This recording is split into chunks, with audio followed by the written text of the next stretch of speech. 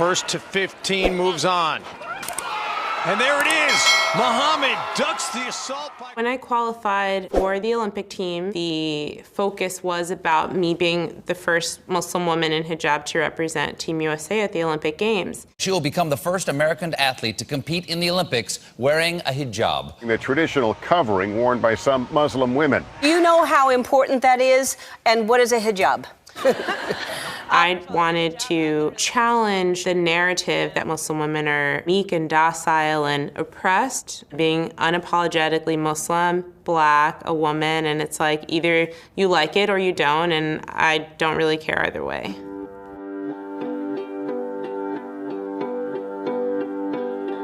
I've always been super active. As a kid, I played softball, I tried tennis, I ran track.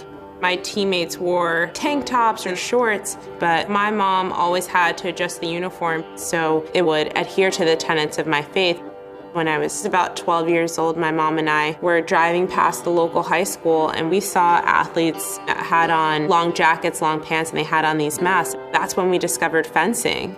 Once I found fencing, it was the first time where I looked like my teammates, and that was just this really gratifying experience for me. As a young athlete, I really looked up to Serena and Venus. They never conformed to what the tennis community wanted them to be, and through their prowess, they forced society to accept them as they were, and that was something that I wanted for myself within fencing.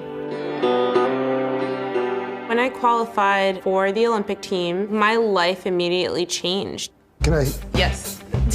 Oh, I thought you were wearing like a shield. No, that's abs. Those are abs. How many swords do you have? A bunch. Do you want one? Yes. Yes. Target area is from the waist up. Anywhere you see silver, valid target. Waist up? Waist up. Good to hear. When Team USA marches into the next Olympics, one of the Americans waving the red, white, and blue will be a fencing champion wearing her hijab. It wasn't until opening ceremonies that I was overcome with emotion. Like, man, this is actually happening. I told her to bring home the gold. No one thought we would win a medal. We were underdogs. And on to the battle for bronze now. Team USA meeting Team Italy. It's something that you can only dream about. And you pray that all the stars align and everything happens right that day. There it is. She has done it. The Americans have taken the bronze. When it happened, I'm like, oh my God, like I can't believe this is happening. From the time I walked onto the podium to the time they put the medal around my neck, literally just like complete disbelief. I was just like fighting back tears and just like very, very thankful. You can't ask for a better day.